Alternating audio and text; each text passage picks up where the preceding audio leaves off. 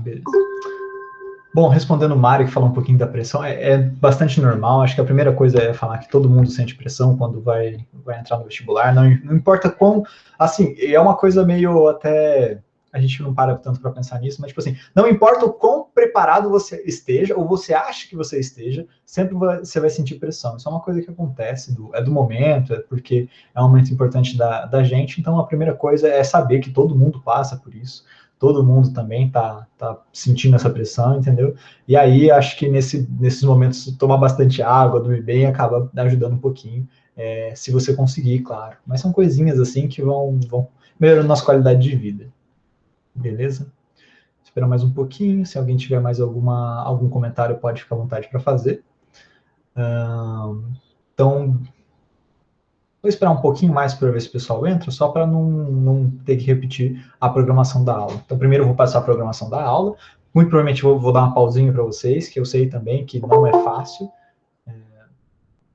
Não é fácil ficar tanto tempo igual a gente vai ficar hoje, principalmente em volta de um mesmo assunto. Eu, pessoalmente, gosto bastante de fazer essa troca.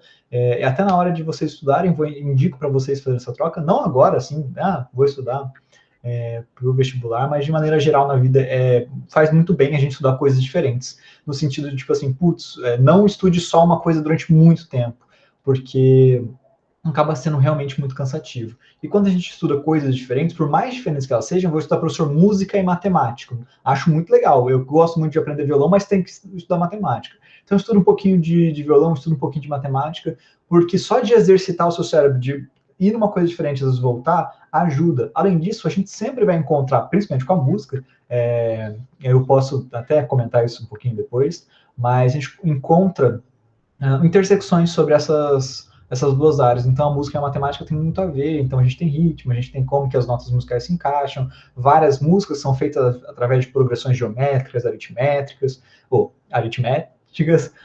A gente também tem algumas músicas que seguem aquela proporção de... esqueci o nome. Que é um caracolzinho.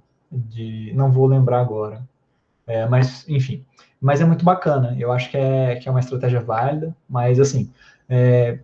desse momento também eu não acho que é um momento para a gente trocar nenhuma estratégia, acho que é um momento da gente pegar o que a gente teve até agora e seguir com isso. Pessoal, só algumas perguntas. Vocês me ouvem bem? Tem algum problema com o áudio da aula? Eu vou esperar vocês responderem, só porque isso para mim é bastante importante, senão eu faço alguma modificação aqui rapidinho. Beleza. Com a imagem também, tudo bem?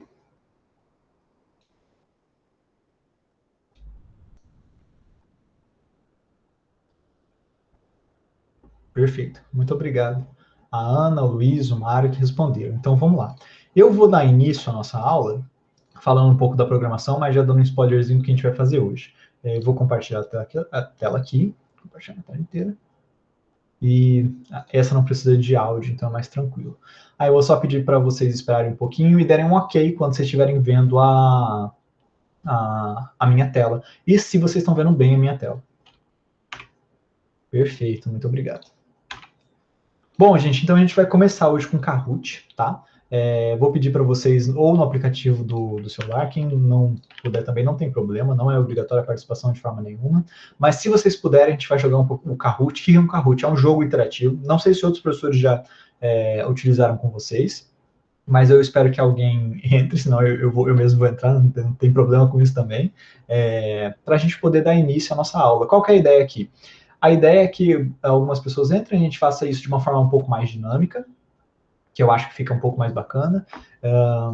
E, além disso, a gente vai verificar alguns erros que são comuns, que eu verifiquei que são comuns, tanto em relação a quando vocês têm dúvidas nas matérias, até coisas que são mais relacionadas à atenção, ou então dúvidas recorrentes que a gente acaba não tirando durante a matéria e acabam não prejudicando a gente, mas coisas que acabam sendo dúvidas recorrentes. Vou só esperar até 7h10 e aí eu dou início ao jogo de forma completa, beleza? Se vocês quiserem, podem ir baixando, podem entrar na nossa sala. Eu preciso que vocês entrem.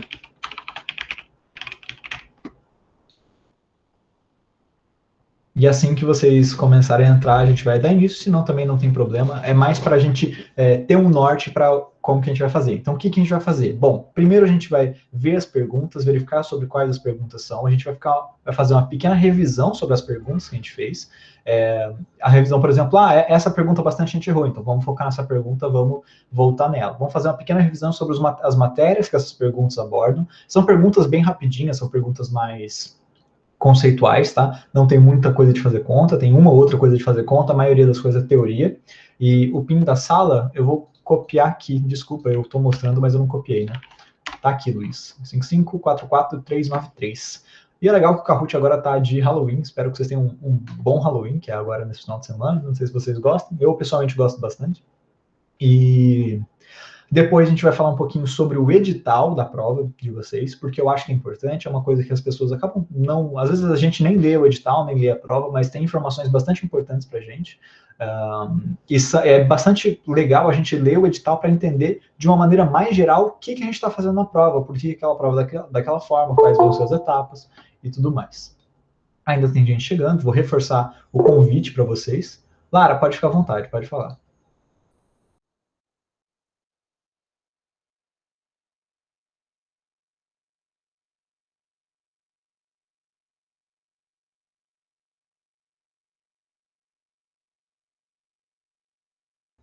Lara, eu não sei se só eu vi que você se desmutou, mas eu ainda não te ouço. Não sei se você não está conseguindo falar ou se você quer mandar pelo chat, pode ficar à vontade.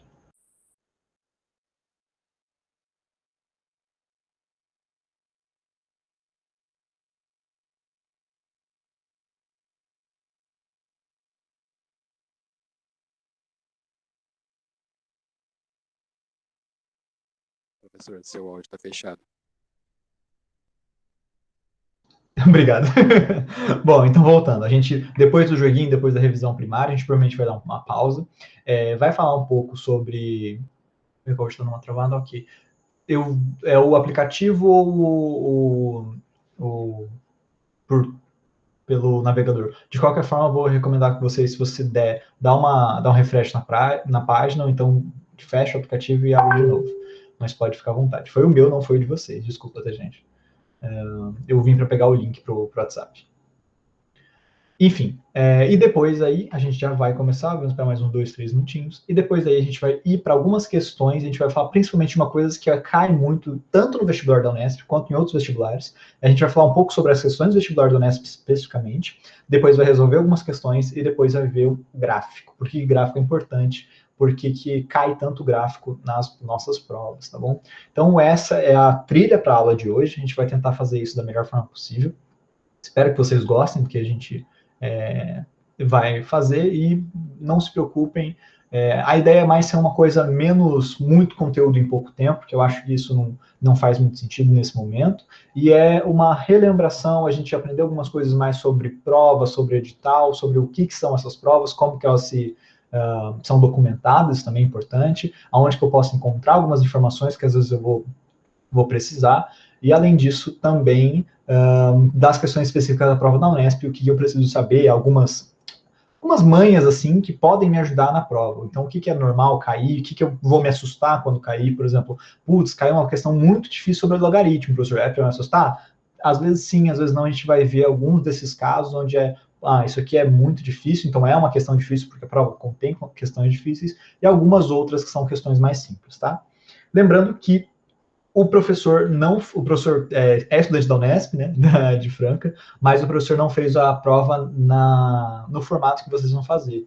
Então, quando eu fiz a prova, acho que foi o penúltimo ano, que ainda foi prova dissertativa, tá? Então, hoje eu não vou falar sobre prova dissertativa.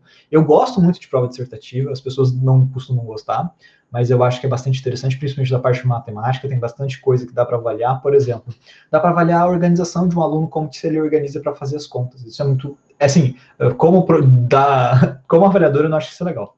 Mas como professor, eu ver como você faz uma conta, qual é o processo que você usa para fazer uma conta, é muito legal, porque dá para entender mais ou menos o que está acontecendo. Beleza, pessoal? Então eu vou dar início aqui ao Kahoot. Quem não conseguiu entrar, quem não quis entrar, não fique pressionado nem nada, não tem problema. Eu vou iniciar e aí a gente vai comentando depois. A gente vai rodar o jogo inteiro e depois vai fazendo uma revisão. Beleza, pessoal? Então, vou começar. Então, o jogo está começando Eu espero que ninguém tenha problema com lagartixas. Eu fiz um tema aqui do Halloween, e o tema do Halloween foi lagartixas, porque eu gosto muito de lagartixas, pessoalmente. Por absolutamente nenhum motivo, eu só acho elas bichos fofos. Então, acho que todo mundo tá aí, e eu vou avançar. Beleza, pessoal? Então, vamos para a primeira questão? Primeira questão é um quiz. Qual dessas operações contém um logaritmo? E aí, além de responder, eu espero que vocês tenham um momento de apreciação para a nossa bela lagartixa que a gente tem aqui.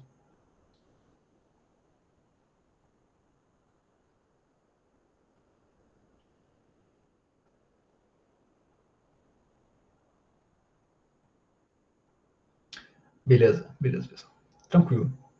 A gente veio bastante gente aqui, bastante gente aqui. Perfeito. Vamos para a próxima? Olha, tem ali duas pessoas que já estão bem. Vamos ver. Eu estou respondendo também, tá, gente? Mas é só para ter um parâmetro de comparação, porque se não tivesse ninguém, eu também preciso responder. Mas não se preocupem com isso, eu não conto no placar, pode ser? Então, uma questão de verdadeiro ou falso agora, mais teórica. Se π é um número real, isso é verdadeiro, isso é falso.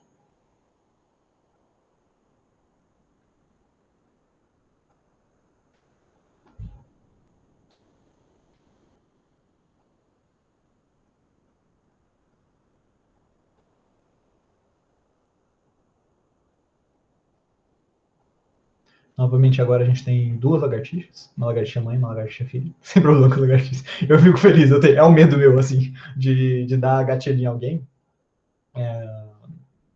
e não conseguir. Então, pi não é um número real. Eu também rezo para não. Eu vou descer do placar. Então, vamos ver como é que. Ó, a Ana acertou, a Ana melhorou bastante agora no placar. Vamos para a próxima pergunta. Também de verdadeiro ou falso. Então, ó, toda dízima periódica pode ser escrita em forma de fração? Isso é uma pergunta, tá, gente? Eu esqueci do ponto de interrogação, mas é uma pergunta.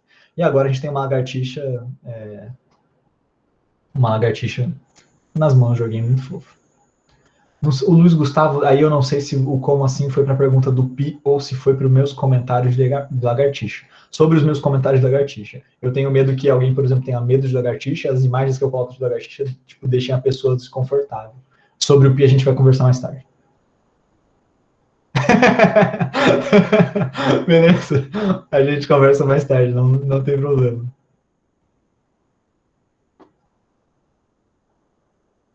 Então a gente vai para a próxima pergunta. A Lara e a Ana estão ali competindo.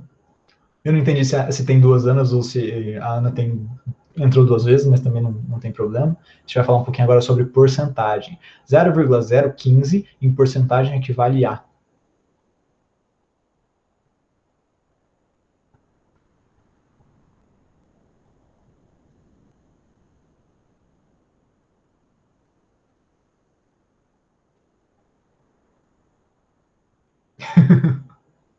Eu já vi algumas lagartixas que são meio assustadoras também.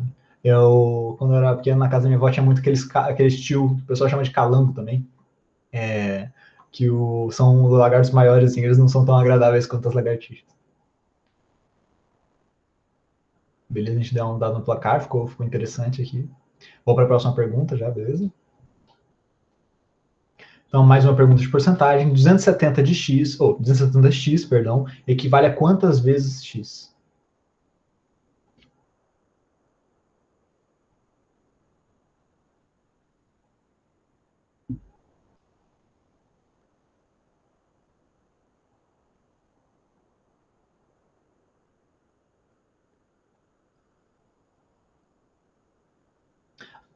Ah, perfeito. Então, ó, se verificar de qualquer outra forma, Lara, 270 de um número equivale a quantas vezes esse número? A gente vai falar um pouquinho mais sobre, não precisa se preocupar.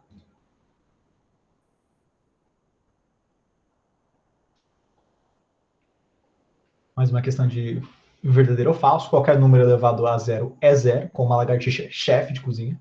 Então, gostaria que vocês. Isso aqui é sobre propriedades de exponenciação, que é uma coisa que a gente já. Foi uma aula bastante antiga, assim, mas espero que vocês se lembrem. Ela tem um chapeuzinho de chefe, eu achei muito bonitinho também. Vamos para a próxima. Eu acho que a próxima também é divertida. Então, ó, a raiz quadrada de 144 essa é a questão de cálculo, acho que é a única questão de cálculo, ok, se eu não me engano. É mais para descontrair, é uma questão que a gente vai ver só para a gente introduzir o assunto de raiz quadrada, para a gente relembrar algumas coisas, mas assim, essa é a questão que vocês menos precisam se preocupar em acertar, tá? Igual o professor já falou isso em alguns momentos, mas eu não me preocupo muito com cálculo, com acertar cálculo. Acho que é muito de treino, é muito do quanto que a gente está acostumado a fazer conta, o quanto que a gente está prestando atenção nos detalhes daquela conta. Então, eu me preocupo mais com a teoria, no sentido de você ter um entendimento mais completo da teoria da matemática do que qualquer outra coisa. Então, vamos para a próxima. Só faltam 2 perguntas. Então, aqui a gente tem um pouco de uma linguagem um pouco mais matemática em relação àquela outra pergunta que a gente tinha. Então, a raiz quadrada de menos 1 não está contida nos números reais. E a lagartixa de Halloween, que eu coloquei especialmente para vocês. Essa aqui está um pouco mais assustadora.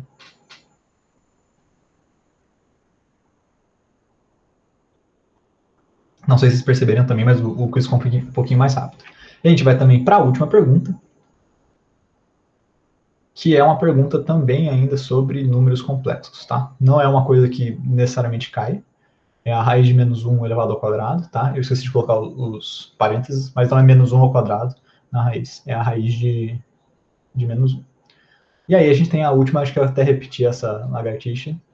Então é isso, se é verdadeiro ou falso, beleza?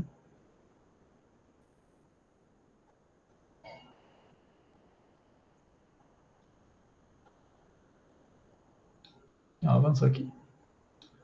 Avança. Tá, então vamos para o pódio, para a gente ver quem ficou. Então o Mário ficou em terceiro lugar, uma ótima posição, parabéns para você. A estrelinha, que eu infelizmente não tenho como saber quem que é, ficou em segundo. E em primeiro, com 4.800 pontos, a gente tem a Lara. Então parabéns para todo mundo que participou, parabéns também para todo mundo que não participou e que simplesmente estava aqui comigo. Eu acho que o importante é estar acompanhando. E agora a gente vai revisar, então, isso aqui para dar uma olhada. Então, as perguntas difíceis, a gente teve 2, se π é um número real ou não, e a raiz quadrada de 144. A raiz quadrada de 144 eu já esperava, porque é um... Ai, desculpa. Deixa eu colocar aqui, voltar ao pódio, para vocês tirarem uma foto. Eu tiro também, se você quiser, depois eu te mando. Que para mim é fácil tirar, eu tenho um programinha que faz isso. Beleza. São algumas perguntas, realmente eu coloquei algumas perguntas que eram como se fosse uma pegadinha, assim, mas é mais para testar a capacidade de vocês de lembrar rápido da teoria, tá? Eu vou só tirar um printzinho aqui. O meu print funciona assim, gente. Se vocês quiserem, depois eu ensino como é que faz. Eu vou salvar ele. Pronto. Beleza. Então agora a gente vai avançar de novo. Vamos ver as perguntas. Eu vou ver o relatório completo. E... Ah, tá. Não vou ver o relatório completo, não. Minto. Tá. E a gente vai voltar, então, para as perguntas. Relatórios não, biblioteca. Revisão NESP. Então, a gente vai agora, preparação, qual das operações contém o logaritmo. Tá, eu vou dividir a tela aqui, para a gente ficar melhor. Então, eu venho para cá e volto para cá. Eu vou criar mais uma do Notion. E aí a gente vai fazendo a revisão, igual eu tinha visto. Beleza, pessoal? Então... Ah, uma outra coisa que eu... no Dimineutro. Dimineutro era muito divertido. Uma outra coisa que eu queria falar. Eu falei, acho que, sobre uma aula com vocês, mas a Laura comentou que ela não é boa em matemática. E eu gostaria de dizer que, primeiro, eu acho que você é, assim, muito boa. Você saiu muito bem na prova, às vezes você só não é boa do jeito que você conhece a matemática, mas a matemática, igual eu comentei em algumas aulas, o que ela é? A matemática é uma linguagem que te dá uma ferramenta. O que essa ferramenta é? A ferramenta é você ter vários métodos diferentes para pegar problemas da realidade, problemas reais, problemas da realidade, que vão... Opa, deixa eu voltar para cá, para o cursinho seu. São problemas da realidade e que você vai ter algum método para resolver os problemas da realidade. Tá? Então, a matemática não é nada mais, nada menos que isso. É uma linguagem de resolução de problemas. Então, às vezes você vai falar assim, pô, professor, mas na minha vida eu resolvo meus problemas muito rápido, eu não sou muito bom com matemática. Então, o que eu vou dizer para você? Que, na verdade, você usa a matemática para resolver os problemas do dia a dia, você só acaba não percebendo isso, tá? Então, é isso. Vamos voltar lá? Eu fechei o Kahoot? Eu acho que sim. Deixa eu deixar ele para cá. Revisão Nesp de novo. E pronto. Ah, só para dizer, gente, se eu estou olhando para cá, eu estou olhando para o chat, tá? Se eu estou olhando para cá, eu estou olhando para a minha tela. Então vamos lá. Qual dessas operações contém um logaritmo? Eu não lembro se a gente tem uma aula específica sobre logaritmo, mas vamos falar um pouquinho sobre ele, tá? Logaritmo. O professor errou essa? O professor errou essa. Gente, eu vou anular essa questão. O professor errou, tá bom? Nenhuma dessas contém um log. Mas vamos falar rapidinho sobre logaritmo. O que eu tinha aqui, que era para ser o log, esse 5 é um fatorial, tá? Então vou fazer isso as duas coisas. Vamos para o cursinho, a gente vai falar rapidinho sobre logaritmo e rapidinho sobre fatorial. Vou começar sobre fatorial, porque fatorial é mais simples, tá? Logaritmo é um pouquinho mais complexo, mas a gente vai ver rapidamente algumas coisas principais sobre logaritmo. Só alguém me lembra, como a gente tem até as 20h40, eu vou programar essa aula até as 19h50, e aí a gente dá uma pausa de 10 minutos e pega os outros 40 minutos para fazer no final. Beleza, pessoal? Então, ó, esse aqui é minha canetinha, para quem acho que já viu minhas aulas, está mais acostumado com ela. E a gente vai falar um pouquinho sobre sobre fatorial. Então, o que é fatorial? Fatorial é nada mais, nada menos que uma expressão matemática, uma operação matemática. Igual a gente tem mais, a adição é uma operação matemática, menos que a subtração é uma operação matemática, a gente também tem essa operação matemática aqui, que é o fatorial, certo? E o que é o fatorial? O fatorial é uma das operações baseadas na multiplicação, beleza? Então, o que significa 5 fatorial? Vamos lá, 5 fatorial vai significar 5 vezes 4 vezes 3 vezes 2 vezes 1. Professor, qual que é a definição formal de fatorial? Definição formal de fatorial é multiplicar várias vezes um número até que ele chegue em 1, beleza? Isso, perfeito. O Luiz, perfeito. Então, você multiplica um número, tira 1, multiplica ele, tira 1, multiplica ele, tira 1, e só vai parar na hora que esse número chegar em 1, beleza, pessoal? Então, ó, o que eu tenho que fazer? Ó, multiplica esse número, 5 vezes o quê? Por menos 1, vezes 4, vezes menos 1, 3, vezes menos 1, 2, vezes menos 1, 1. Cheguei em 1, parei, tá? A gente para em 1, não para em 0, senão daria 0 no final. E aí eu tenho que efetuar esse cálculo, tá? Esse cálculo, às vezes, é simples, às vezes é complicado. Por exemplo, fatorial de 5 é simples. Fatorial de 273 já é bastante mais complicado. Beleza, pessoal? Então, vamos lá. Ó. 5 vezes 4 vai dar 20. 20 vezes 3, 60. 60 vezes 2, 120. Então, o fatorial de 20 é igual... fatorial de 5 é igual a 120. Beleza, pessoal? Aonde que eu vou usar isso? Em qual aplicação que eu vou usar isso? A gente vai usar isso principalmente quando a gente está falando de permutação e combinação, que são questões envolvidas com probabilidade, tá bom? Então, só essa foi a revisão rápida, tá? As revisões vão ser mais ou menos nesse sentido, bastante rápidas, para a gente poder passar por todas as lagartixas que a gente tem, todas as questões que a gente tem. Então, vamos agora falar sobre logaritmo, tá? Então, logaritmo, o que é o logaritmo? O logaritmo é uma expressão matemática, uma operação matemática, igual eu tinha comentado, que ela é relacionada, isso aqui eu tenho certeza que a gente tem uma aula, relacionada com o quê? Com a exponenciação. Professor, como assim ela é relacionada com a exponenciação? O que é um logaritmo, gente? Logaritmo é uma outra forma de escrever uma equação exponencial. Por exemplo, aqui, ó, essa equação exponencial aqui, ó, ax é igual a b, tá? Isso aqui é uma normal, eu poderia colocar que é 2 elevado a 5 é igual a b, por exemplo. E aí, o que eu vou ter? Eu vou ter simplesmente uma outra forma de escrever um logaritmo. E essa aqui vai ser um logaritmo. Então, o que é o logaritmo? Eu vou ter log, tá? Log de uma base, a base é realmente a base que a gente está aqui, e o logaritmo. E qual que é o resultado do log? O resultado do log é esse número aqui, o b. Então, o que a gente tem que fazer? A gente tem que simplesmente transformar. Deixa eu ver se eu tenho essa transformação aqui, ó, tenho. Então, ó, qual que é o log na base 3 de 81? Então, a gente lê assim, ó, log na base 3 de 81. Isso aqui vai ter um resultado. O que eu preciso fazer para achar esse resultado? A primeira coisa que eu vou fazer é transformar isso de volta numa equação exponencial. Então, ó, eu vou ter x, que é o que eu não conheço, é o resultado desse logaritmo, vai ser, então, 3x, por quê? Porque 3 é a base, x é o que eu quero encontrar, é igual a 81. Ele está me dizendo que na base 3 tem algum número que eleva a 3 e que vai dar 81. Às vezes esse número vai ser exato, às vezes esse número não vai ser tão exato, mas assim, a gente não vai entrar tudo isso. Então, ó, uma vez que eu montei a equação exponencial, qual que é a equação exponencial? 3x é igual a 81, vou fazer grandão aqui para vocês verem, 3x é igual a 81. Vou aproveitar para dar um zoom na página, tá? Acho que já está com um pouquinho de zoom, mas não vai atrapalhar a gente. Todo mundo consegue ver? Alguém precisa de mais um? Não sei se o pessoal às vezes está vendo pelo celular, fica mais confortável com mais um. Manda um ok no chat, manda um eu preciso, que eu coloco mais um na tela, tá, gente? Então aqui, ó, simplesmente transformei, mais um, por favor, beleza?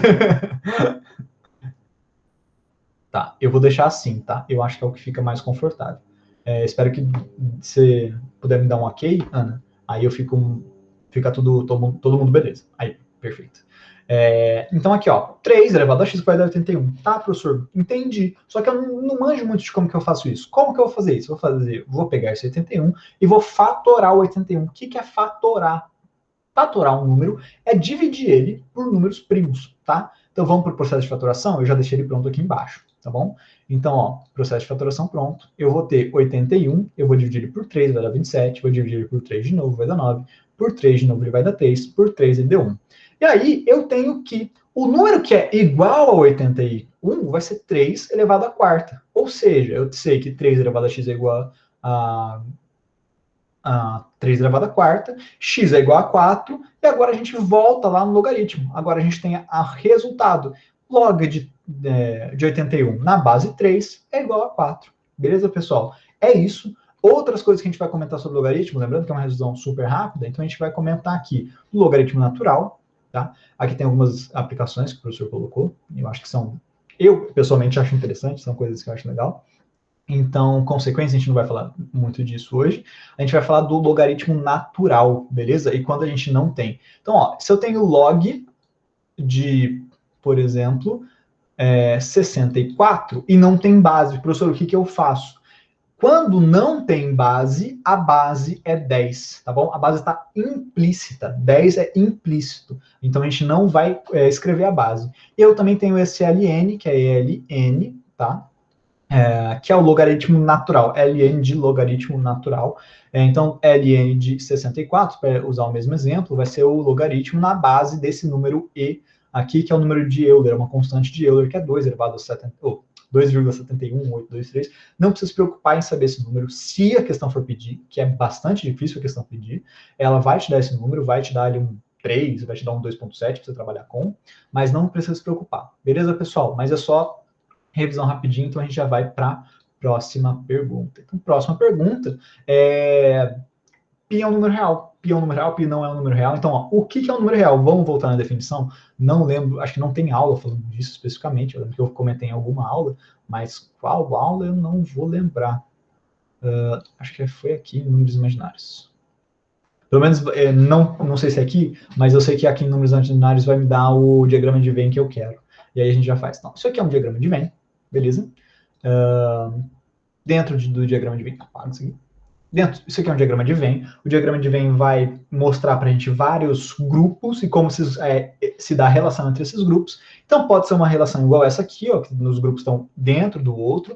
Pode ser aquele diagrama de Venn que a gente já conhece. Então, ó, por exemplo, esse diagrama de Venn aqui é o mais clássico que tem. Tá bom? A gente não vai abordar muito sobre ele, porque a gente tem uma aula só sobre ele. Mas sempre que você tiver alguma mostrando para você com esse tipo de apresentação, a gente vai chamar isso de diagrama de Venn. E é super interessante porque deixa as coisas muito visuais para a gente, tá bom? Então, o que são números reais e o que são números que não são reais, números complexos, ou então números imaginários, números imaginários com números reais, enfim. Mas aqui, ó, por que pi não é um número real? O que é um número real por definição? Então, por definição, o número real é todo aquele número que eu posso escrever ele na forma de fração. Professor, não entendi, professor. O número 1 é um número real? Sim. Por quê? Porque eu posso escrever ele em forma de fração. Qual que é a forma de fração que vai me dizer que é o número 1? É 1 dividido por 1. Vocês lembram que qualquer número dividido por ele mesmo é 1. Então eu posso escrever esse número em forma de fração. Beleza, professor, muito bacana. Mas, e aí? E se eu te der um número mais complicado? Vou te dar, então, 0,14.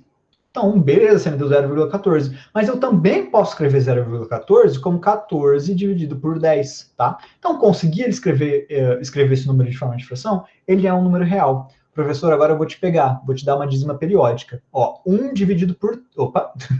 Você fez o contrário. Então, ó, 0,333 e vai até o infinito. Isso aqui é uma dízima periódica. Lembrando que esse aqui é o símbolo de falar quando é dízima periódica. A gente vai colocar isso aqui sobre a parte que se repete, que é o que a gente chama de período, tá bom? Só voltando. Uma outra dízima periódica para você, professor. 0,3 ou 6,666. E aí, dá para colocar esses números como uma fração? Dá sim, ó. 0,33333 é a mesma coisa que 1 sobre 3. 0,66666 é a mesma coisa que 2 sobre 3. Tá bom? Professor, mas é aquelas frações chatas que a gente vai acabar, tipo assim, quando a gente pega um número muito complexo, vai ser 0,27810, aí 1, por exemplo, isso aqui também pode ser escrito de uma forma fracionária. Por quê? Todo número que é periódico, lembra essa palavra, periódico, ou seja, que repete o final, pode ser escrito em forma de fração. Como que a gente vai fazer isso? A gente vai fazer isso a partir das funções geratrizes, frações geratrizes, tá? Que é o que é a mesma coisa que eu perguntar. Vou te dar esse número, 0,2710, 1, até o infinito e além, e vou te perguntar qual que é a fração que gera esse número, tá? É uma matériazinha, normalmente cai em ensino médio, não cai em vestibular, mas é só comentando, tá? Então, existe uma forma de achar a fração que vai dar esse número.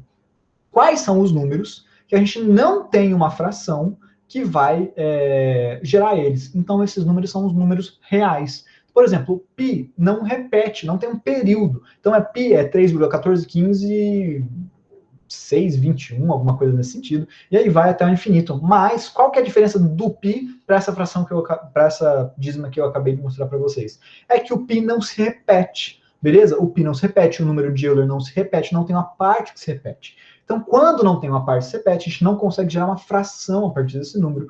Logo, a gente vai dizer que ele não está dentro do conjunto de números reais. Beleza, pessoal? Então, só fazendo essa rápida revisão. Então, esse π é um número real? Não. Por quê? Porque não pode ser escrito na forma de fração. Beleza?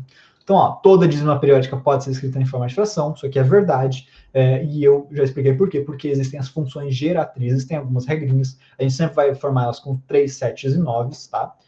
Mas se vocês quiserem verificar mais, vou escrever para vocês.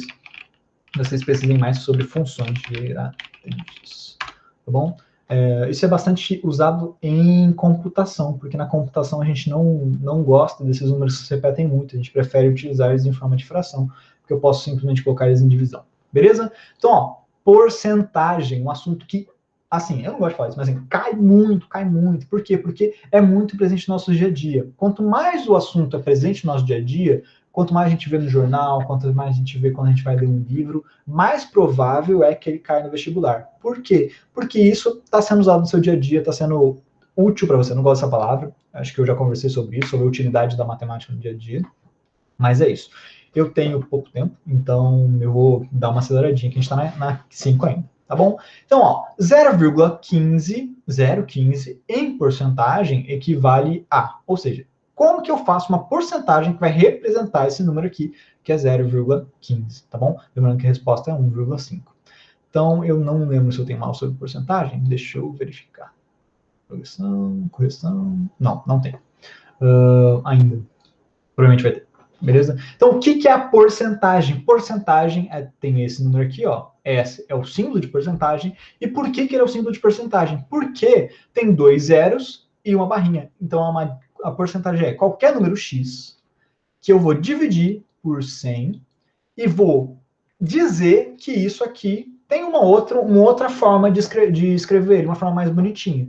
Então, eu vou colocar x%, tá bom? Então, ó, o que é x%? É x dividido por 100. Simplesmente isso, tá bom? Então, por que a gente vai colocar? O que a gente vai colocar, então? Esse número, eu posso colocar x dividido por 100. Por exemplo, se x for 10 dividido por 100, eu conheço esse número. Esse número aqui é 0,1, tá bom?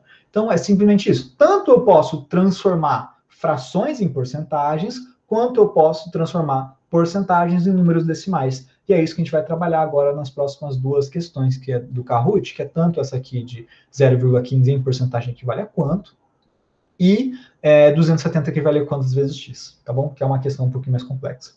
Então, explicado que é uma porcentagem, eu sei que 0,015, eu simplesmente vou colocar isso aqui, já é uma porcentagem, eu simplesmente preciso representar esse número sendo dividido por 100, tá? Então, como que eu represento esse número dividido por 100? Opa, dei spoiler para vocês, desculpa. O professor não gosta de spoiler. Então, ó, eu tenho 0,015, né? Se eu não me engano. Deixa eu pegar o número, 0,015, tá? Então, 0,015, certo?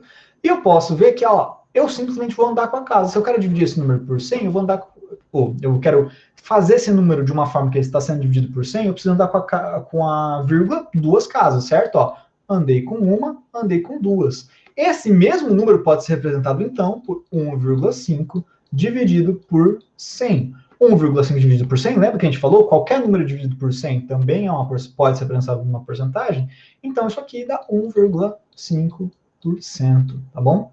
A gente fez o contrário. Vamos fazer com esse número? Com outro número, perdão. Então, ó, 0,4. Quanto que 0,4 é representado em porcentagem? Então, vou pensar aqui na minha cabeça um número que vai, esse número, quanto que eu tenho que fazer com ele para ser dividido por 100. Vou andar com a vírgula duas casas. Andei com a vírgula uma casa, não tem nada, vou adicionar um zero. Andei com a vírgula uma casa, não tem nada, vou adicionar um zero, tá? Então, vai dar 40. Certo? Certo. Sim, vai dar então assim, ó. O que 0,4 representa em porcentagem? 0,4, representa então 40%. Beleza, pessoal? E agora o que a gente vai fazer para resolver a próxima questão? A gente vai fazer a situação inversa. Então, eu quero saber 270, equivale a quantas vezes x. Eu simplesmente vou pegar 270 e vou calcular quantas vezes ele equivale em x. O que isso significa? Lembra que, ó, eu tenho 270%, certo? O que isso significa? Isso significa 270 dividido por 100, tá? Vou cortar aqui, ó, 27 por 10, 27 por 10, eu sei que é 2,7. Então, o quanto que 270% representa de aumento? Representa 2,7 vezes aquele número, tá bom, gente? É só rapidinho uma revisão de porcentagem. Lembrando que qualquer dúvida podem ficar à vontade para utilizar os comentários. Eu consigo ver o chat enquanto eu estou conversando com vocês. Então, foi esse aqui, foi esse aqui.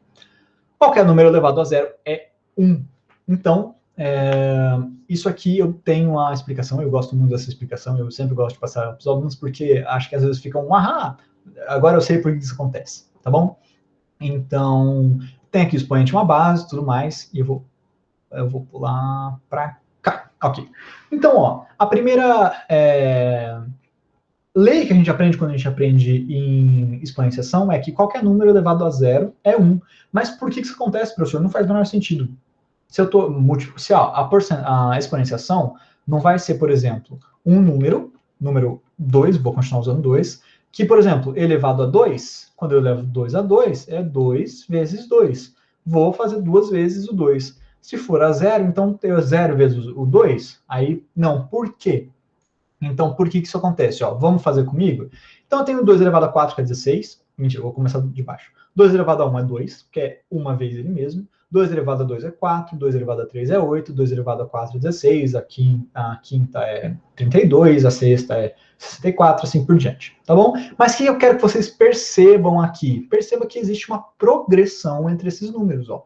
Então, vocês estão vendo aqui, ó, que cada vez que eu desço uma casinha, um número aqui no expoente, o número divide pela metade. Por que divide pela metade? Porque a base é 2, tá? Se fosse a base fosse 3, seria dividido por 3 várias vezes.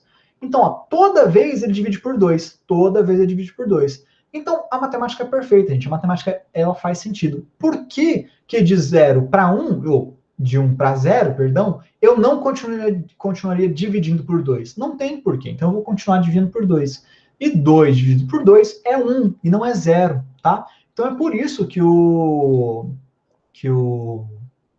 qualquer número elevado a 0 é 1, porque a gente tem que manter a harmonia da matemática, a gente faz isso a partir do 1 aqui. Aqui tem que ser 1. Por exemplo, se eu vou colocar agora, eu gosto bastante dessa explicação, acho ela muito legal. Por exemplo, 2 elevado a menos 1. Putz, professor, ó, vamos voltar. 2 elevado a 0 é igual a 1. Quanto que vai ser 2 elevado a menos 1? Então, eu vou pegar esse número aqui, ó, vou fazer a mesma coisa que eu estava fazendo com ele nas últimas vezes. Estava dividindo por 2, vou continuar dividindo por 2. Então, esse número vai ser meio. Se eu pego 2 elevado a menos 2, eu vou dividir esse número de novo por 2. 1/4, tá? E assim por diante. Então, é basicamente por isso. Então, tanto para baixo, por que para baixo fica a fração? É por isso. E por que o elemento, quando está elevado a 0, é 1? É também por conta disso, que a gente tem que manter essa harmonia dentro da matemática. Beleza, pessoal? Se alguém for falar rapidamente para vocês, às vezes o professor fala assim, porque é o elemento neutro da multiplicação. Sim, é o elemento neutro, 1 é o elemento neutro da multiplicação, mas essa é a explicação por que isso acontece, tá bom? Vamos para a próxima pergunta. Então, na 8. Raiz quadrada de 144 é, se eu não me engano, 11, tá? Eu não vou fazer a conta, mas eu queria voltar na aula de radiciação, que agora, não lembro onde está, equações exponenciais, divisão, está aqui. Primeiro grau, não. Então, vamos falar rapidinho. Eu vou pegar o geral, que eu acho que eu tenho mais espaço. Perfeito. Então, o que é a radiciação? Radiciação é uma outra... como é que eu posso falar? É uma outra forma de escrever as exponenciações, ela é baseada na exponenciação, ela também tem relação com o logaritmo, tá? Mas ela é uma forma de escrever um número que eu tenho que descobrir quanto que o número, por exemplo, aqui é uma raiz, a raiz vai ter o radicando, que é o número que está aqui embaixo, vai ter a base da raiz, então a raiz também é base. Se não tem base na raiz, a gente vai dizer que a base é 2, tá bom? E a gente quer saber isso aqui. Então eu quero saber que número que elevado a 2 vai me dar esse resultado, tá? Então, o número que está exponenciando aqui sempre vai ser o mesmo número da base. O professor precisa de um exemplo para ver. Então, ó, raiz quadrada, como é que eu sei que é quadrada? Não tenho nada, então eu sei que é quadrada, de 25. O que eu estou perguntando para esse número? O que eu quero saber desse número? Qual que é o número elevado a essa base aqui, que é 2, mesmo não sendo explícito que é 2, a gente sabe que é 2, tá? Que número que eu preciso... que eu preciso fazer com esse número para, elevado a 2, chegar nesse resultado?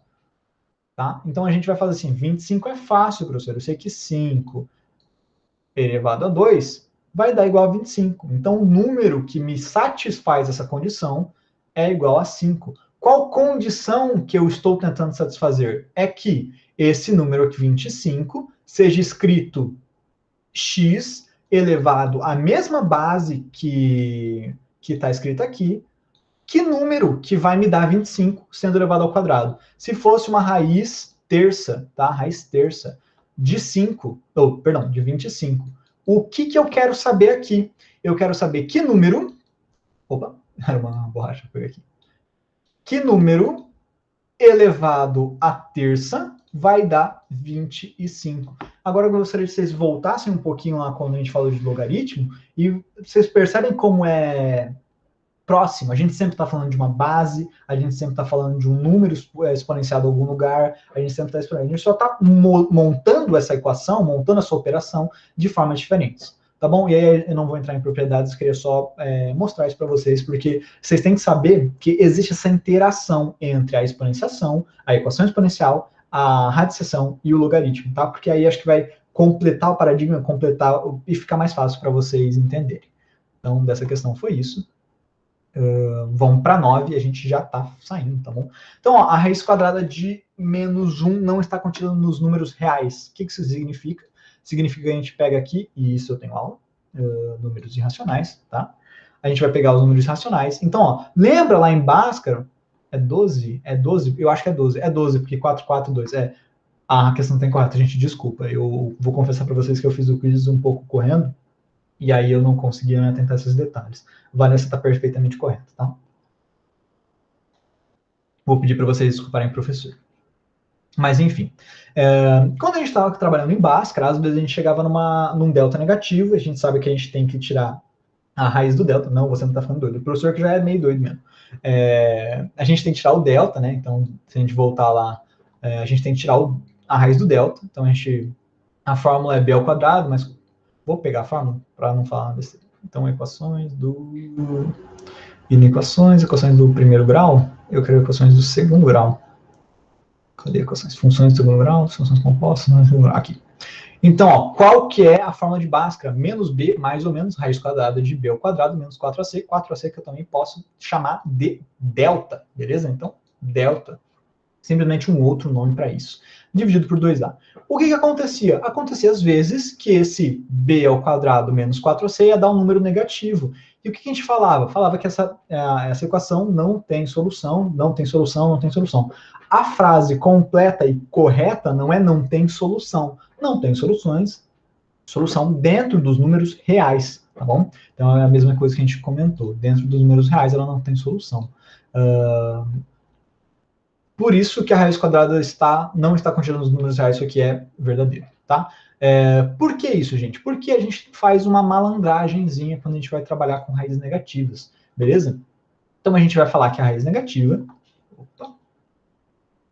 a gente vai chamar de unidade imaginária, vai ser a raiz de menos 1.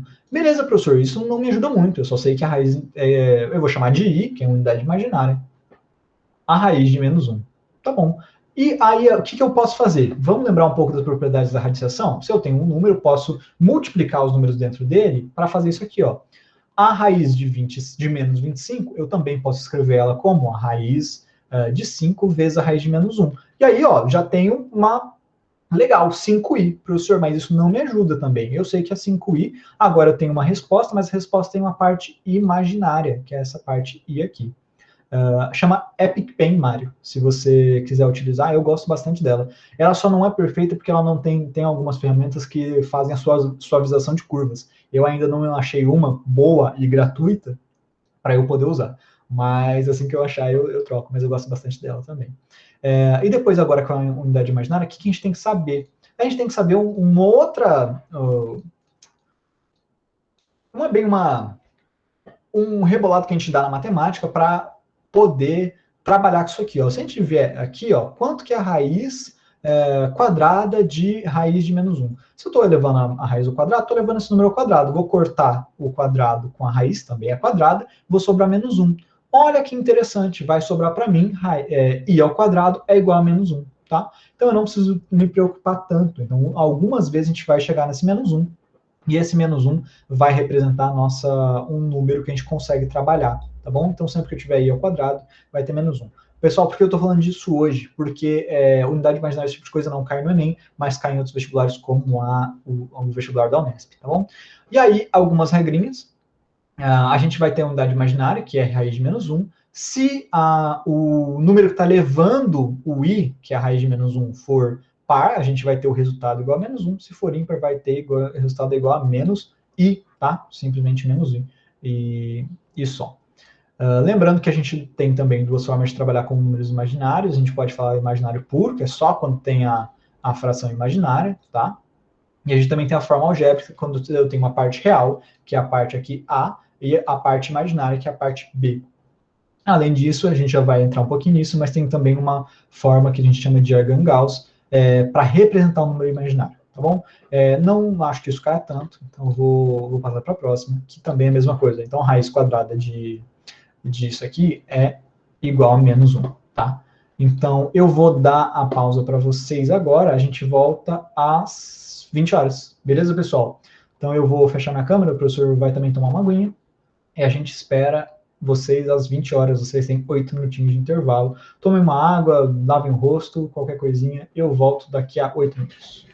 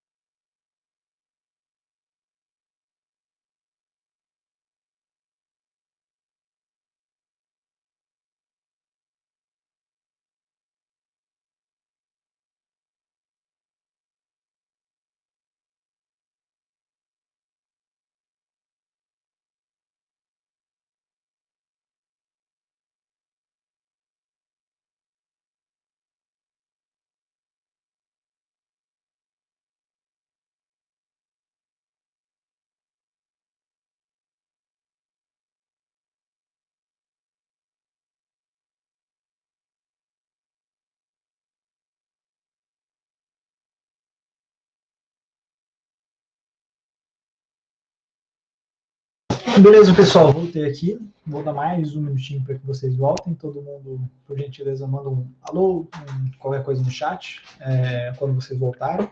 Aí eu sei que eu posso dar andamento na nossa aula sem maiores problemas.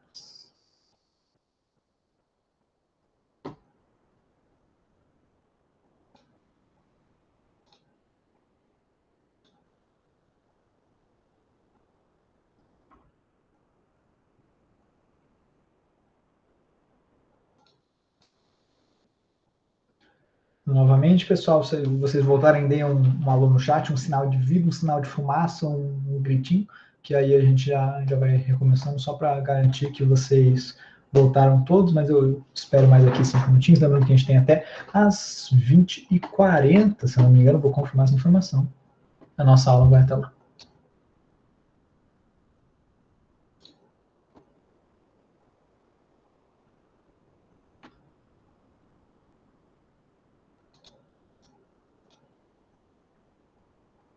Então, informação confirmada, tem bastante gente aqui, beleza? Então, obrigado, pessoal, pelos sinais de vida. Eu vou dar andamento, tá bom? Então, essa segunda parte do curso a gente vai falar de uma coisa um pouquinho diferente, beleza? A gente vai falar sobre edital e provas de maneira geral, e um pouquinho mais especificamente sobre a prova do mestre, tá bom? Para vocês todos que não amam a matemática igual o professor ama, mas eu entendo vocês, podem ficar tranquilos. Primeira coisa que eu acho legal a gente falar é que a prova da Unesp é uma prova que beneficia, mais ou menos, quem vai um pouco melhor nas humanas. Por quê? Porque, claro, gente, desculpa, tinha esquecido. Melhor agora? Melhor agora, eu acho. Diandra, o pessoal que... perfeito. Obrigado. Então, eu vou falar um pouquinho, não especificamente sobre essas partes, mas o que é esse documento que eu estou mostrando para vocês. Vou só pegar a página, tem no 19. Então, a página 19, vou tirar a PicPen, acho que a gente vai usar depois. Deixa eu jogar lá para cima. Então, beleza. Isso aqui é o caderno, é o manual do candidato. Por que isso é importante para vocês, gente? Porque aqui estão todas as regras. Além de todas as regras, a gente também tem tudo que... Não experimento de bondade. Eu pensei a mesma coisa quando eu ia fazer a prova, não vou negar, entendeu? Mas eu acho muito legal. Mas, assim, é importante que vocês entendam, porque esse tipo de coisa que eu estou falando para vocês, eu verifiquei lendo o caderno do manual. Por que o professor foi consultar ele? Principalmente porque eu não sabia, a aula vai até as 20h40, Laura, aí de São Paulo, tá bom? Se precisar sair mais cedo também, pode ficar tranquila, que a gente vai estar com a aula gravada, mas a gente tem, então, mais ali uns 40 minutinhos, 36, 37 minutinhos de aula ainda, tá? Então, a gente fala aqui exatamente como que vai ser a primeira fase, o horário da primeira fase, tá? Tem também alguns locais, cidades onde vocês podem fazer. Vou contar um pouquinho da minha história pessoal também. Como que vai ser a primeira fase, quantas questões tem, como que as questões são divididas, tá? Então, isso aí é bastante importante mesmo. Deixa eu ver aqui o número de questões, acho que ele está me falando. Então, que ele está me falando, mas na segunda fase ele já está. Eu acho que eu estou no lugar errado. Não. A primeira fase, conhecimentos gerais. 90 questões objetivas, com 5 alternativas, sendo 30 questões para cada área. 30 questões de linguagem e códigos, 30 questões de ciências humanas e 30 questões de ciência da natureza e matemática. Então, assim, vamos colocar isso em fração, porque a gente está numa aula de matemática. Eu posso dizer para vocês que... Opa, grande demais agora. Desculpa, pessoal. Vou deixar um pouquinho maior, mas nem tanto, tá? Então, eu sei que 2/3 da minha prova são de humanas, tá? Eu tenho 1/3 da minha prova que é de exatas, beleza? E como essas provas não têm peso, ou se tem peso lá na frente, a gente vai falar um pouquinho mais de peso, o que mais vai importar? Vai importar que você tenha uma boa compreensão geral, tá? A exatas não cai, para quem gosta muito de exatas, o vestibular acaba sendo um pouquinho mais complicado, mas os pesos lá na frente vão compensar isso. A gente já vai falar sobre eles, tá bom? Então, isso aqui é a primeira fase. Na segunda fase, a gente vai ter menos questões. Normalmente são questões mais difíceis, tá? Vou deixar isso bastante claro. E aí, a segunda fase são já 60 questões, são menos questões, sendo 20 de cada uma das áreas. Mas você continua naquela proporção de 2/3 para ciências humanas e 1/3 para ciências exatas. Beleza, pessoal? E aí, claro, também tem a redação que vem. Então é isso. Mas aqui, por exemplo, no manual do candidato, também tem, por exemplo, o que você precisa para fazer identificação. Também vai ter quais documentos você pode usar, quais documentos você não pode usar. E, além disso, tinha uma coisa que eu queria comentar com vocês. Os locais de prova, o que você pode levar para a prova e, por exemplo, como que você vai usar a nota do seu Enem, caso ela for melhor que a da primeira fase, se não me engano, para compor a sua nota final. Então, é importante que vocês saibam disso para você aumentar as suas chances de passarem, tá bom? Eu recomendo a leitura. Não é o documento mais fácil do mundo de ler, também não é o mais difícil, tá? Não é às vezes um livro de literatura não é tão chato, mas é um outro tipo de texto, bastante diferente do que a gente está acostumado em ver redação, bastante diferente do que a gente está acostumado a ver interpretação de texto. Então, assim, a primeira vez que vocês forem ler o edital vai ser estranho, vai ser esquisito, vocês não vão saber se encontrar muito bem, mas à medida que vocês forem fazendo, o professor já fez vários tipos de certame é qualquer tipo de processo seletivo, tá? Processo seletivo de empresa, processo seletivo para área militar, o professor já fez, processo seletivo para algumas coisas, por exemplo, eu quero ser estagiário de algum lugar que é público, às vezes vai ter também um certame desse sentido, vai ter um edital, então é super importante que vocês leiam o edital, que vocês se acostumem a ler edital para qualquer oportunidade na vida que vocês tiverem, que vocês possam. Às vezes, vai ter um curso gratuito e tudo mais, e vai ter lá o que você precisa ter, o que você precisa levar e tudo mais. Se você ler o edital e tiver essas informações bem certinhas, você vai se salvar, por exemplo, de esquecer um documento, esquecer uma informação, esquecer alguma coisa que vai cair na prova. Então, isso é muito bacana, tá bom? Então, é uma área legal. Vamos falar agora sobre os pesos, depois o professor vai falar um pouquinho sobre a história. Então, professor, mas se a prova é 2/3 de humanas e uma de exatas, como que as pessoas de exatas entram na faculdade? Aí que entram os pesos. Então, como que a nota final é somada? Você vai pegar suas notas, né? Se não me engano, da segunda fase, você vai distribuir elas por peso, ou seja, a gente vai fazer uma média ponderada das notas. O que é uma média ponderada? Isso aqui ainda é estatística, tá? A gente não entrou tão profundamente na área de estatística nas nossas aulas, mas eu vou falar um pouquinho sobre a média ponderada. Lembrando que a média normal, eu tenho simplesmente, por exemplo, eu vou somar as 3 provas, eu tirei 10 na primeira, tirei 5 na segunda, tirei 7 na terceira. E vou dividir por 3, tá? Isso aqui vai dar um número meio esquisito, vai dar 22. 22 dividido por 3 vai dar tipo 7 alguma coisa, tá?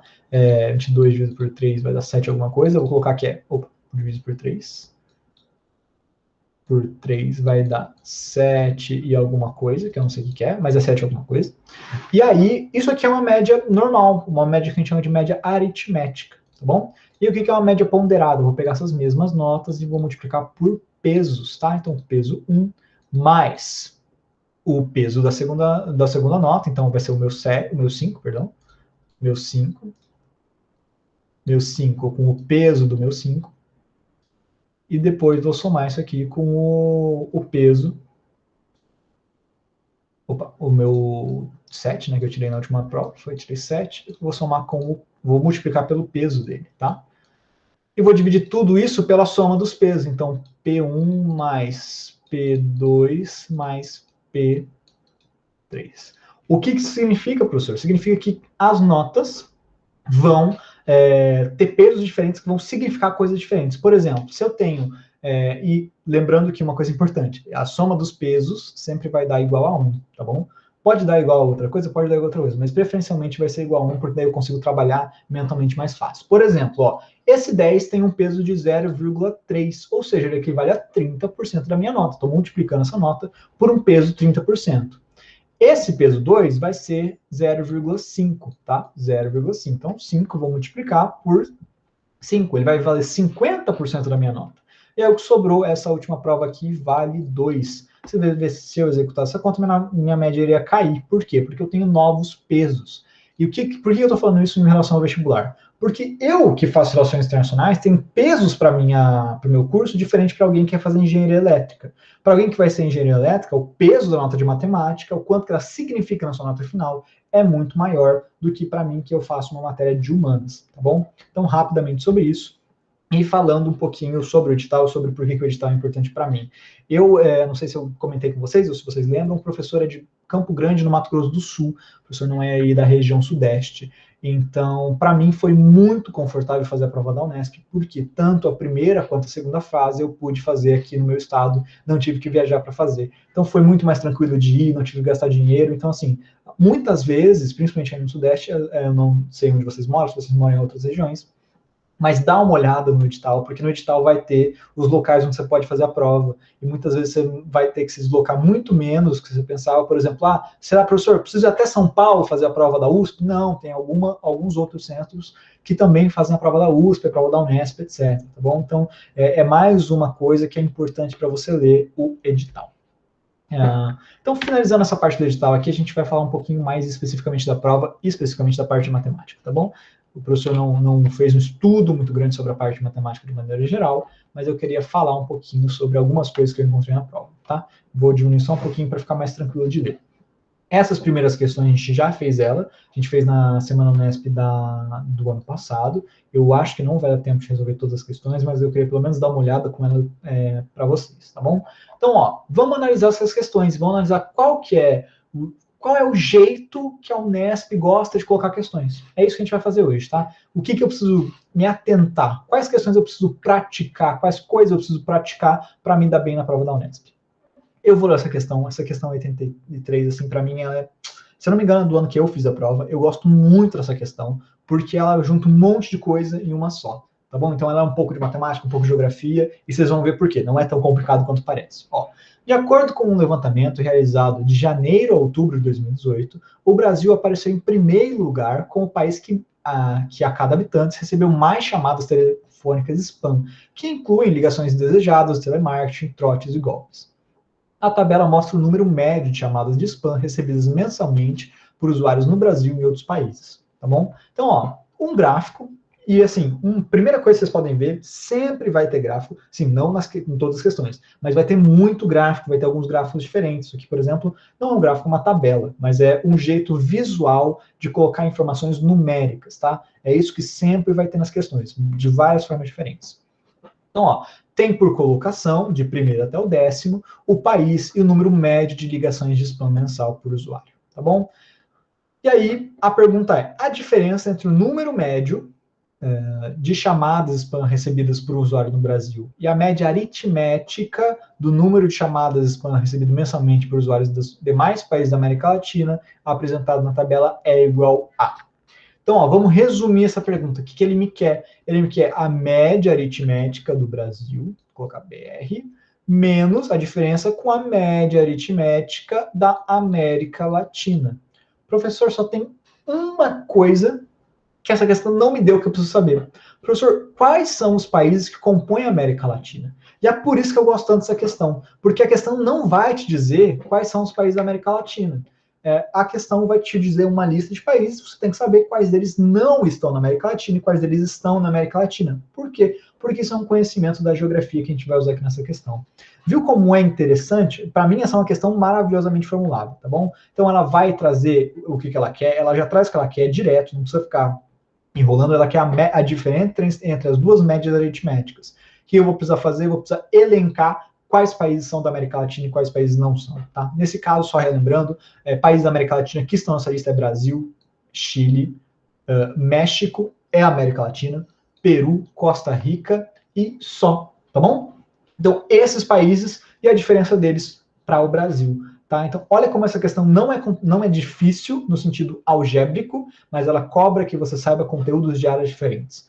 E, além disso, tem uma forma gráfica de apresentar resultados. Então, são 3 coisas que vocês podem encontrar no vestibular da Unesp. Então, questões que abordem mais de uma área, tá? Não é tão comum assim, mas eu pessoalmente gosto bastante dela. Muita informação visual e questões que são bem claras no que ela quer, tá bom? Então, ele já fala aqui que você não precisa descobrir a conta que você precisa fazer, ele te pede a média aritmética direto, tá bom? Então, vamos para a próxima questão.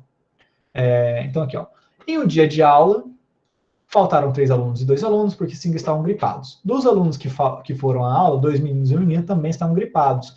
Dentre os meninos presentes à aula, a porcentagem dos estavam gripados era 8%, as meninas eram 5%. Nos dias que a turma está completa, a porcentagem de meninos é. Então, essa questão aqui não vou entrar muito em detalhes, que a gente já fez ela. Vocês podem ver nos vídeos anteriores, tá? Mas, o que eu queria falar sobre essa questão? Primeiramente, o que cai? Porcentagem. Gente, porcentagem é uma matéria que cai bastante. É bastante importante que vocês saibam. Além disso, de cair porcentagem, cai bastante raciocínio lógico, tá bom? Então, você tem que saber, além de porcentagem, probabilidade, que é... Probabilidade não, perdão. Nesse caso não é probabilidade, tá? Mas é realmente porcentagem. e são coisas que são correlatas. Então, porcentagem e probabilidade tem muitas relações entre si, porque a porcentagem também é uma forma de indicar a probabilidade, tá bom? Vamos para a próxima questão. Era mais isso, dizer que porcentagem cai bastante. E o que é importante também não está nessa questão? É uma questão que está dentro de um contexto bastante de dia a dia, tá? A gente não tem dados que são, saídos de uma pesquisa, não sei o quê. Não, é uma sala de aula com alguns alunos, alguns são gripados, alguns não. Então, essas situações, por exemplo, eu não preciso saber os sintomas da gripe para eu responder essa questão, mas eu preciso saber o que é gripe e tudo mais. E preciso saber que isso aqui é um problema envolto, meio que disfarçado do dia a dia, tá? Então isso aqui é importante também. Vamos para a questão de número 90. Um banco estabelece... Ela não está completa? Ah, não, gente, eu peguei... Ela está sobrando aqui da outra, tá? Então vamos para 85, questão de 2021. Para a identificação do câncer de próstata, utiliza-se, além do exame digital, o exame de sangue PSA. Ele vai falar assim, é um biomarcador imperfeito, pois pode levar a falsos diagnósticos e excesso de tratamento cirúrgico. Um grupo de pesquisadores obteve para uma determinada população que a probabilidade de o exame PSA ser verdadeiro, ou seja, indicar positivo para quem tem a doença ou negativo para quem não tem a doença, é de 60%. Ao analisar esse resultado de 2 testes de grupo, a probabilidade que pelo menos um deles seja falso é D. Aqui eu queria atentar para uma coisa. Essa questão não é complexa, tá? A gente não vai fazer ela porque eu já fiz. Mas o que ela envolve? Ela envolve um conhecimento que é um pouco... é um conhecimento complexo de estatística, que é falso positivo, verdadeiro negativo, etc e tal, mas de uma roupagem também do dia a dia. Ou seja, eu preciso saber o que é falso positivo, verdadeiro negativo, verdadeiro positivo, etc. Não, eu só preciso saber o que é um falso positivo. O que é um falso positivo? É quando o exame diz que eu estou doente sem eu estar doente. Por que isso acontece? Porque o exame não acerta 100% das vezes. Então, eu tenho uma probabilidade de dizer que eu estou doente sem que eu não esteja. Ainda assim, como essa probabilidade vai ser maior que 50%, é muito melhor eu fazer o exame do que eu não fazer o exame, tá bom? E é por isso que eu coloquei essa questão. Então, ela vem com um conteúdo de estatística que é um pouco mais avançado, mas ela vai ter uma roupagem do dia a dia para que você não tenha que fazer isso com uma forma muito difícil. Novamente, uma questão que envolve tanto porcentagem quanto probabilidade, tá bom? Então, são duas matérias que acabam caindo bastante. Era mais nesse sentido que eu queria falar com vocês. Vamos agora para as questões que a gente talvez responda hoje, talvez não responda hoje, eu não sei se vai dar tempo, talvez não dê tempo de responder uma, mas a ideia é analisar essas questões, tá bom? Então, primeiro, vamos analisar elas, tá? E depois a gente volta em alguma delas para fazer. Segundo a Agência Nacional de Energia Elétrica, a ANEEL, até o final de 2019, havia no Brasil um total aproximado de 171 mil sistemas de energia solar instalados, que corresponde a apenas 0,2% das unidades consumidoras do país. Preciso saber o que é unidade consumidora? Não, não é necessário, mas saber dessas coisas vai me dar um background para entender melhor o contexto da questão. Só isso. Desse total, 5/9 correspondem aos sistemas instalados no ano de 2019. O que ele está me dizendo? Está me dizendo que uma fração vai representar a proporção de sistemas instalados em 2019. O que eu sei? Que isso aqui é em 2019, então o resto foi o antes ou depois, tá bom? Sabendo que o número de novas instalações de sistemas de energia solar triplicou no Brasil em 2019, quando comparado a 2018, e considerando que o número de novas instalações triplique ano que vem, o número de novas instalações previstas para o ano de 2021 será quantas vezes maior que o número aproximado de instalados até 2019. Tá bom? Então, novamente, não é uma questão difícil, mas o que ele está me dizendo? Que ele está me dizendo, por exemplo, que ele triplicou de 2018 para 2019, tá? Então é de 2018 para 2019. Para 2019, o que aconteceu com ele? Ele cresceu 3 vezes, tá bom? E ele está perguntando para mim se... Opa, esse aqui é 2019. Feio. 2019. E em 2020, ele estava me falando assim, se triplicar de novo, o que vai acontecer? O que vai acontecer com essa proporção, tá bom? Em relação a essa proporção, em relação aos números de 2019. Lembrando que não é uma questão difícil, tá bom? É uma questão bastante simples, mas ele envolve várias coisinhas. Vamos para a questão 89, que é uma questão que a gente vai ter que conversar um pouco mais sobre ela, tá? Por isso que eu disse tanto a 89 quanto a 90, a gente vai ter que conversar um pouco mais, e por isso que eu não creio se vai dar tempo de fazer as questões em si. Questão 89, segundo estudos, há uma grande coincidência geográfica entre municípios da Amazônia ao analisar os municípios mais afetados pelo processo de desmatamento e pelos conflitos rurais. Ou seja, existe uma correlação, que ele está me dizendo, existe uma correlação entre os municípios afetados por desmatamento e os municípios onde existem conflitos rurais. Simplesmente isso, tá? Em outras palavras. O gráfico mostra a correlação, igual eu estava falando, entre o percentual da área e a desmatada e cada município e a taxa de homicídio para cada 100 mil habitantes do município. Cada município é representado por um ponto, tá bom? Por que o professor colocou essa questão? Porque eu trabalho com isso todos os dias, não todos os dias, mas eu trabalho com isso muito no meu trabalho hoje, que eu trabalho com ciência de dados. Então, muito que a gente faz é apresentar informações, números, gráficos, etc., de uma forma que as pessoas consigam ver. E aí eu tenho várias considerações, tá bom? Então, ó, aqui no eixo, vamos primeiro dizer os eixos, tá? No eixo Y, que é o eixo esse aqui, o que eu vou ter? Eu vou ter o percentual de área desmatada. No eixo X, eu vou ter homicídios para cada 100 mil habitantes, tá? O que a gente espera ver quando diz que tem uma correlação? O que é uma correlação, gente? Uma correlação não é tipo assim, aconteceu A, aconteceu B. Por quê? Isso é uma relação. Vamos fazer um exemplo? Ó, toda vez que eu levanto a minha mão direita, ou minha mão esquerda, na câmera aparece que eu estou levantando a minha mão direita. Por quê? Porque a minha câmera está espelhada. Isso é uma relação. Eu levantei minha mão esquerda, essa é a minha mão esquerda, na câmera parece que é a minha mão direita. Eu levanto a minha mão direita, na câmera para vocês parece que é a minha mão esquerda. Tá bom? Isso é uma relação. Acontece uma coisa, acontece A, necessariamente acontece B. Por exemplo, para que uma galinha tenha um pintinho, é necessário que o galo fecunde o ovo. Ou seja, não existe a ocasião onde o pintinho nasceu sem que o ovo seja fecundado. Uma coisa necessária para outra acontecer. Necessária. O que é uma correlação? Uma correlação é um comportamento parecido entre duas variáveis, tá bom? Então, por exemplo, ó, sempre que eu lavo o carro, chove, por exemplo. É uma correlação que eu estou percebendo. Por que é uma correlação? Sempre que eu lavo o carro, chove. Se eu lavar o carro agora, vai começar a chover? Não. Uma coisa não causa a outra. Então, lembra de relação, é causalidade. Uma coisa causa a outra. Correlação é um outro tipo. A gente percebe coisas que vão no mesmo sentido. Ou então, por exemplo, pode ser uma correlação negativa. Vamos falar de uma correlação negativa.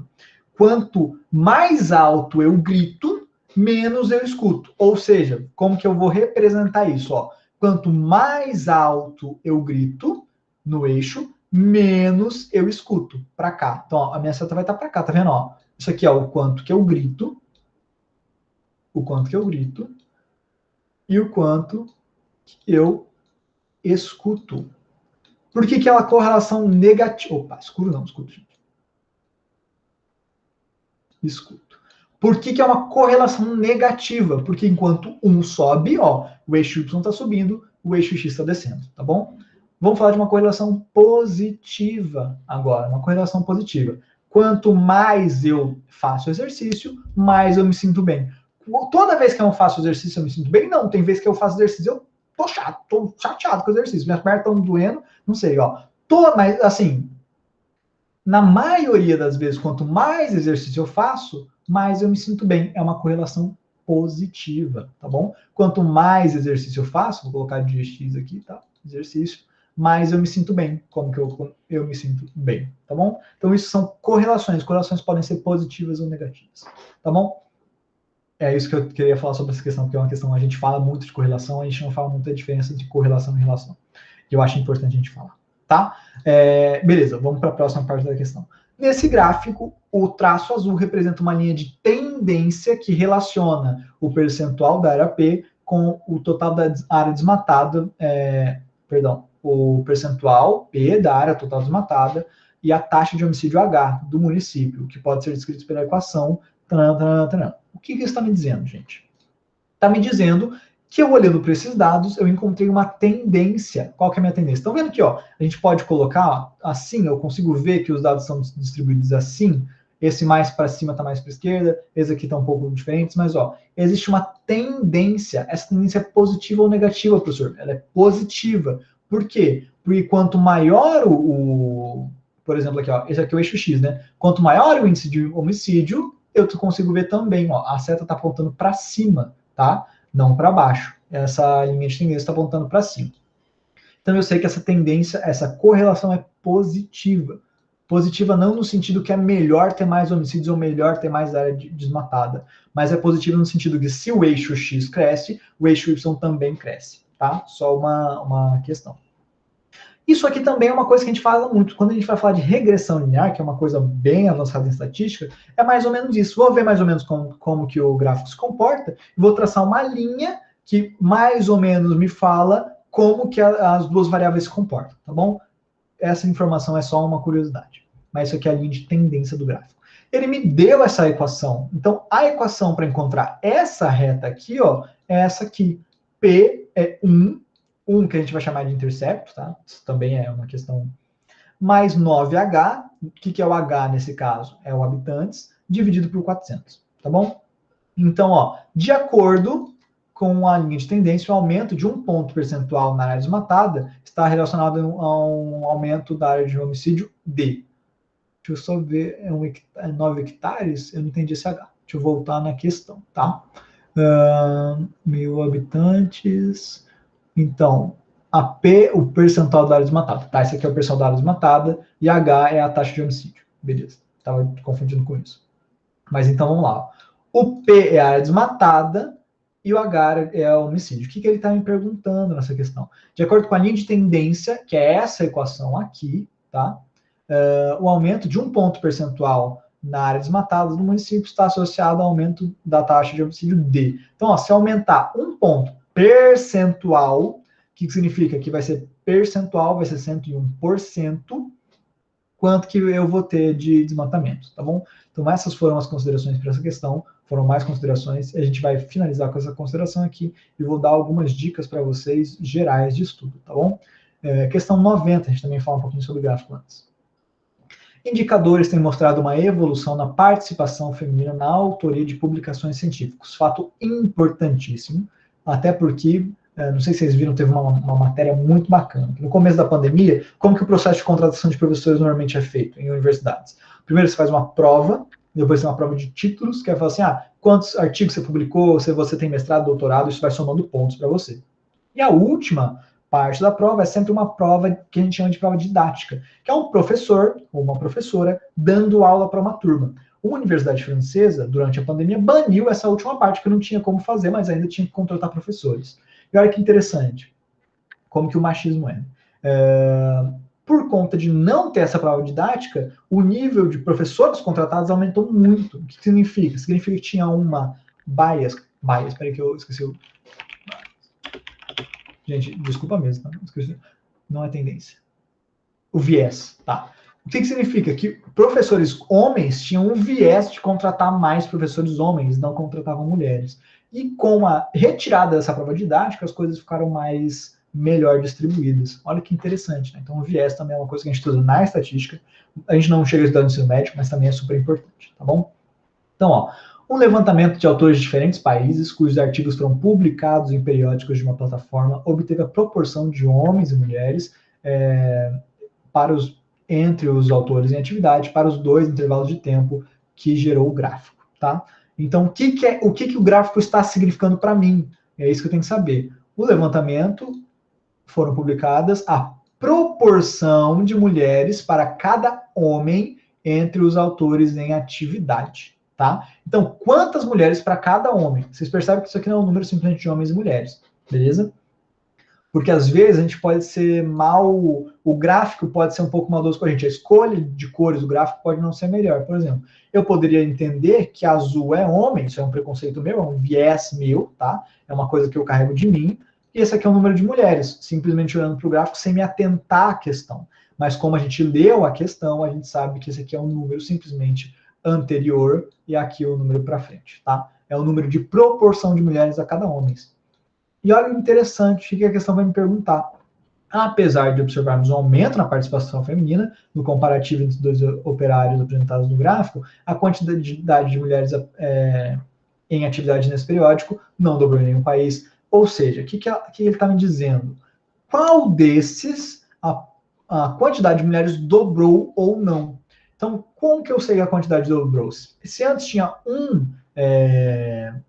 tinha, tipo assim, uma mulher para cada homem, agora tem que ter 1,2, tá vendo? Isso aqui não dobrou, porque não era 1 e não veio para cá.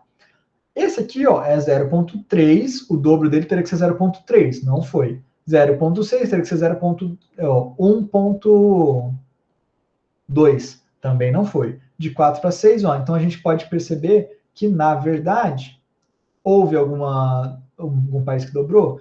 Vamos verificar um por um, tá? Só para a gente fazer junto uma questão. Então, o que significa dobrar? Significa que esse número dobrou. Isso aqui não foi de 1 para 2, isso aqui não foi de 3 para 6, de 4 para 7. Então, ó, a gente pode perceber que, apesar das coisas terem melhorado, nenhum país dobrou o número de publicações, tá bom? Por que eu peguei essas questões especificamente para vocês? Porque vocês podem perceber que essas questões têm gráficos diferentes, bastante diferentes. Esse gráfico especificamente é bem diferente do que a gente está acostumado a ver. A gente normalmente vê mais gráfico de linha, gráfico de tabela, gráfico de barras, gráfico de barras empilhadas, gráfico de área. A gente vai falar um pouquinho sobre eles, tá? Mas esse gráfico é muito diferente. A gente tem que aprender a interpretar gráfico. Professor, como que eu interpreto? Como que eu fico melhor em interpretar gráfico? Você simplesmente vai pegando mais gráfico e pegando mais informações. Mas fora isso, também é bastante importante a gente saber os tipos básicos de gráficos. Porque os tipos básicos de gráfico, eles são eles que nos dão base para interpretar esses tipos mais complexos. Por quê? Porque normalmente tipos de gráficos mais complexos são variações de gráficos de linha. Por exemplo, isso aqui, posso dizer que é um gráfico de linha? Posso. Mas, ó, não é um gráfico de linha. São vários gráficos de linha, tá vendo? Um gráfico na mudança do tempo, gráfico na mudança do tempo, gráfico na mudança do tempo, juntos. Então, ó, é um gráfico composto, tá? Que a gente vai chamar ele. Já esse gráfico aqui, ó, tem muita gente que pode nunca ter visto esse gráfico. Isso aqui é um gráfico que a gente chama de scatter plot, ou gráfico de dispersão. O que aquele gráfico tá lá? Então, eu peguei uma cidade, cada pontinho representa uma cidade, todo pontinho representa uma cidade, tá?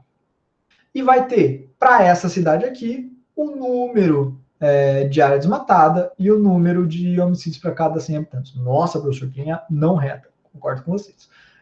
Tá? Mas é simplesmente isso.